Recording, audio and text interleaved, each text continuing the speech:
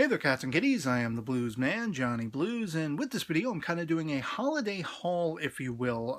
Usually it is my tendency to showcase anime figures that I've recently picked up in this video format, but in this particular case I wanted to show off a whole host of goodies that I've been able to get my hands on going all the way back to about the middle of November of 2016 up until the day this video goes live, with utmost thanks to the generosity and kind-heartedness of friends and family over the holidays who didn't forget me. For those who are unfamiliar, my birthday is actually the day after Christmas, so it was kind of a double whammy of awesome sauce. And all but one figure I have left remaining is in the mail. Everything arrived on time and, you know, such like that. It's just been a really celebratory time for me because I'm lucky if I can get 2 to 3 figures a month, if that, you know, because of how strapped for cash I usually am, the living circumstances and everything.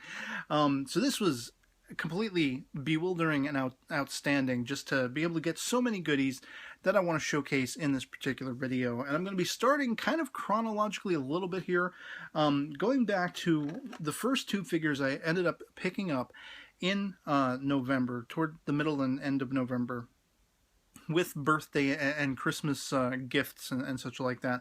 And also, as a forewarning, a lot of these figures are going to be out of their boxes already. I usually condense them down, and what I mean by that, if I grab off camera, you see a Black Series Sabine Wren box. And there's nothing inside because I'm going to show you the figures that were sitting inside it.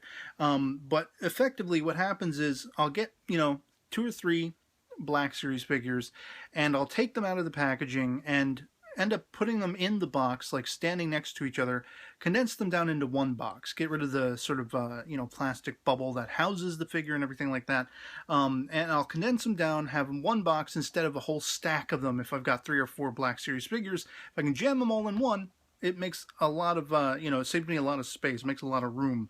So that's effectively what I've done with a lot of these figures, and ranging from Star Wars Black Series to Marvel Legends to DC Comics Multiverse, which is the first figure I'm going to showcase, the Melissa Benoist TV series version of Supergirl. And this was my very first holiday sort of pickup, and she's dope. I love her. Friggin' awesome. Some of the joints are a little warbly and a little thin, and there's some, you know, paint scuffing on the elbows a little bit here and there, but I think overall this figure is a winner. I think it's awesome. And so yeah, that was my first official pickup. Now, my second pickup is actually somewhat befitting that the 4th series of Sherlock just wrapped is, of course, the Underground Toys, I believe it is. I think that's who made this. Yeah, Underground Toys, the 5-inch Sherlock, Benedict Cumberbatch Sherlock figure. This is the box within which he is housed. These are some of the goodies that will come with him. And just to sort of open the velcroed shut doors so you can see Mr. Holmes in all his glory. And his accoutrements, complete with skull and violin and everything like that. Just badass. I'm not going to be taking him out. I'm not going to be taking out any of the ones, with the exception of an anime figure I'm going to be showing.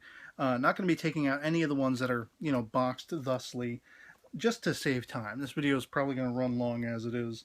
And so then over the Christmas holiday began my epic journey of getting figures. And these 3 came with the generosity of my cousin, a gift from my cousin through Amazon. Star Wars, I love Star Wars. I love the Star Wars Black Series of figures. And these 3 are just all kinds of awesome. Now, I got Jyn Erso back in either October or November from the Star Wars, the latest Star Wars film, Rogue One. And sort of as a compatriot to her, do I have K2SO. Very frickin' awesome figure.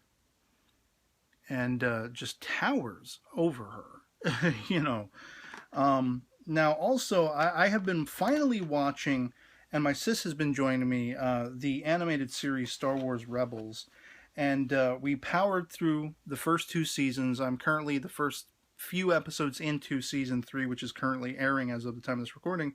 But I ended up getting from that series, and also kind of stemming off from the Clone Wars series, we have Ahsoka Tano in all her badass glory. And her accoutrements, her accessories, the lightsabers and such are sort of sitting here in the box that I have her in. And then also Sabine Wren, which is just gorgeous. I love the punked out hair. I love the sort of realistic approach on the Rebels figures in the Black Series. Just all kinds of badass. Baby got back. And so forth. And so, again, kind of speaking to what I end up doing to condense these down. If you can see here, like, this is how they're going to appear. Like, I put them back in, and I'll do that right now, as a matter of fact, just to get things out of the way. I put these figures back in the original Sabine Wren box, and I just sort of discard the other Black Series figure boxes, unless I decide I, might end up doing this with more figures in the future. I do have a couple spare Marvel Legends boxes that are just empty, that I don't really need, and it's kind of a pain in the butt to have so many built up, but effectively, at the end of the day, it makes so much more room, so much more sense to stack the figures up like that when I don't have any sort of display cases, and that's the one unfortunate thing for me, is I don't.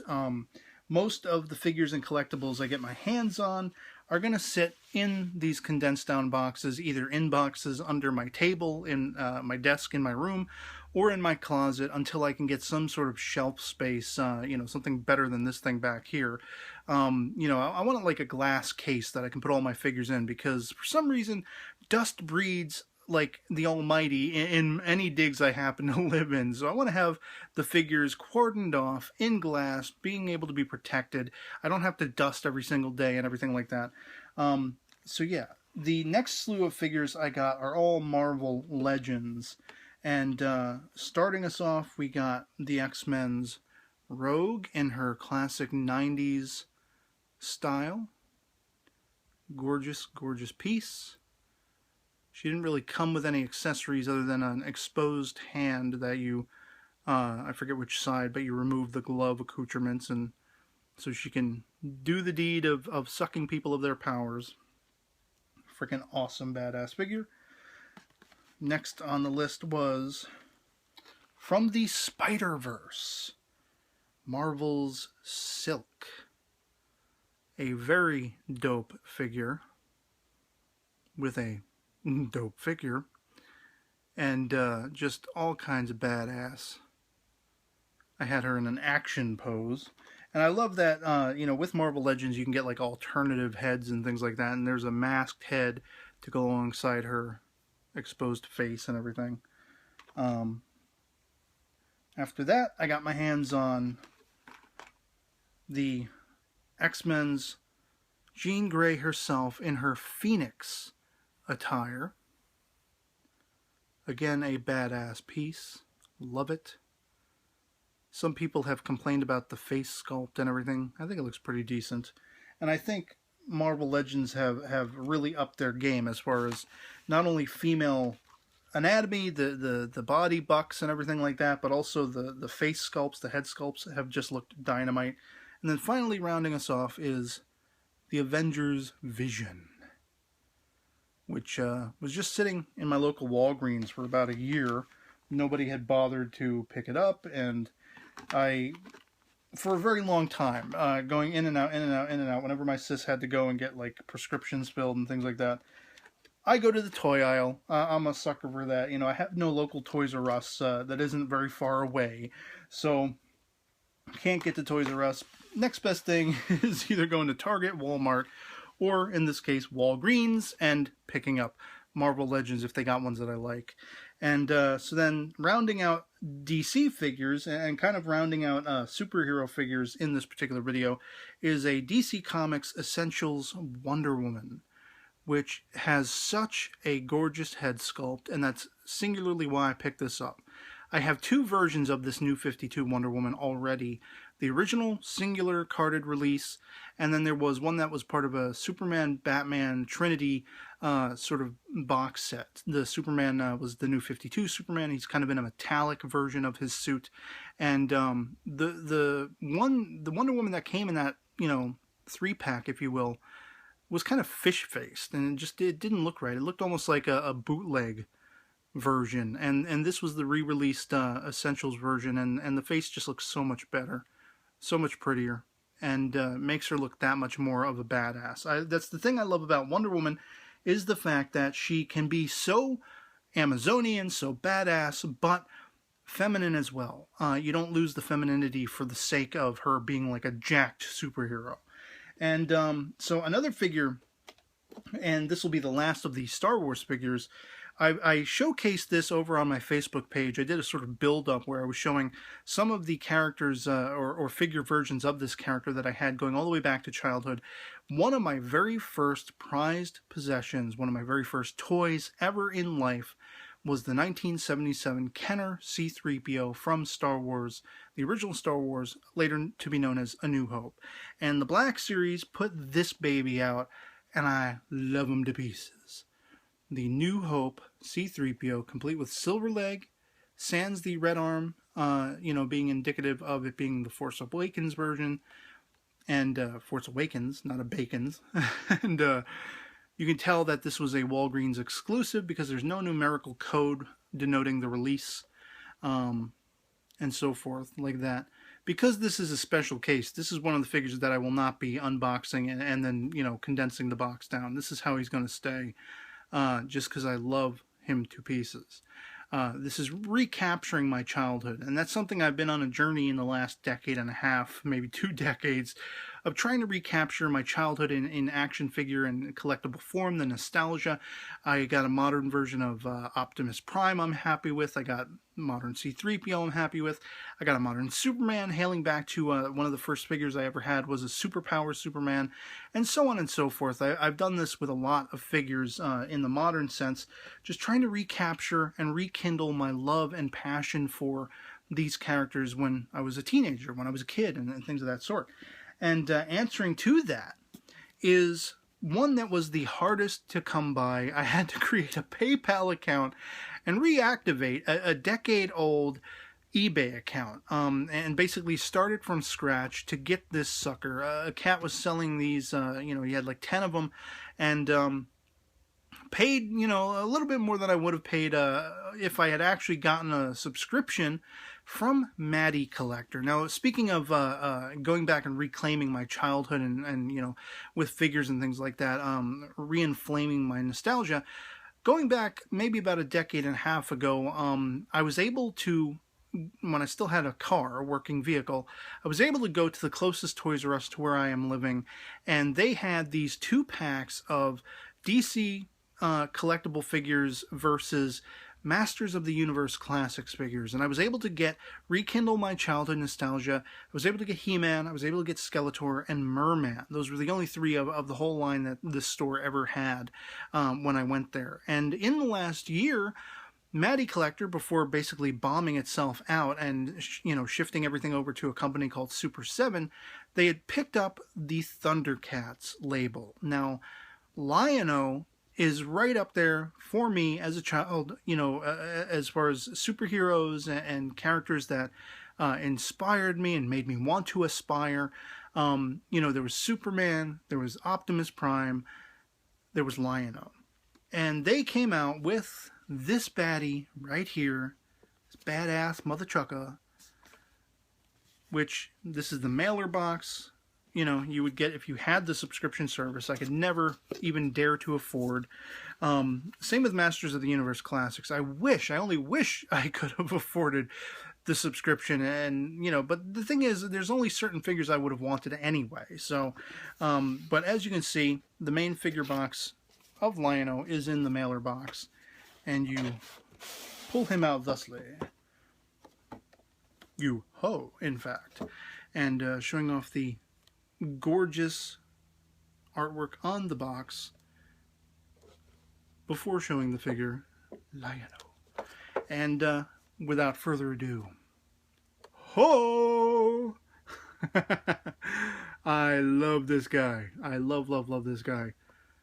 A modern recapturing of my childhood nostalgia for Thundercats and for Lion-O, who was a hero among heroes as far as I was concerned. He comes obviously with the Sword of Omens, the sort of smaller version, the extended version, and for some reason, two alternate left hands, which doesn't really make sense. Now, this figure does present a mild sort of dilemma in the fact that you can see he has his sort of shield armature on, but he's also got one down on his side. So you can't really depict him. I mean, you can if you want, but you can't realistically depict him honoring how he appeared in the show if he's got one on his hand and it's also slung on his side. The problem is, the one on this side actually has an unsheathed Sword of Omens, mini Sword of Omens that cannot be removed. So it makes you, I know first world problems, yada yada, but it makes you kind of have to figure out how you want to display him. Do I want to have him wearing the thing on his side, but then he can't hold the sword, but then if I put it in his hand, he can't have the thing on his side, and, so on and so forth. But yeah. Lion-O, a modern version of Lion-O, which, by the way, the buck is in scale with the He-Man, the Masters of the Universe Classics figures, so he's going to stand toe-to-toe with them. And with all the comics mashups of, He-Man versus Thundercats, or Masters of the Universe versus Thundercats, and things of that sort, just so glad I was able to get this sucker.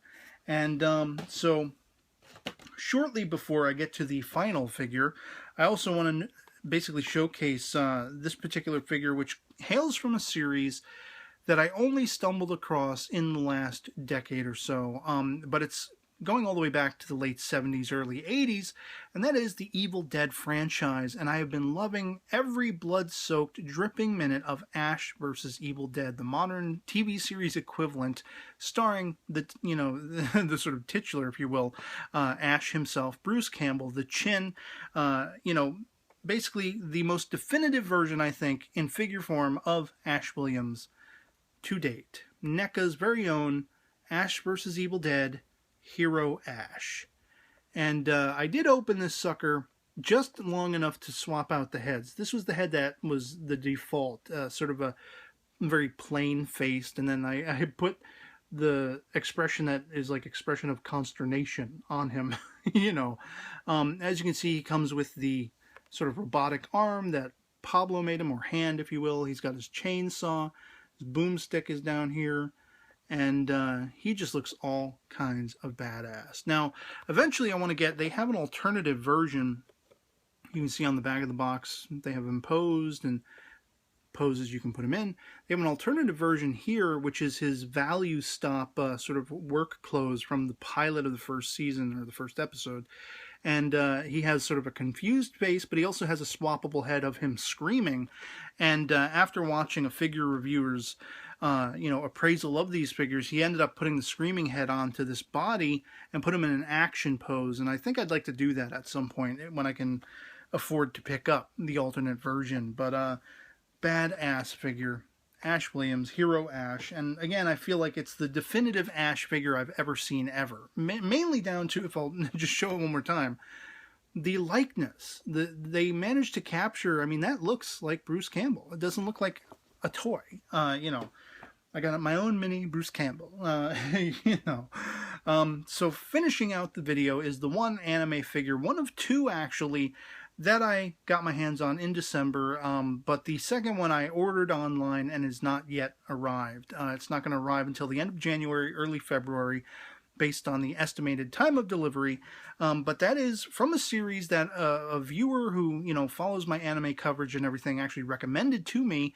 Love Live School Idol Project, my favorite character from the show, because I ended up falling head over heels for it.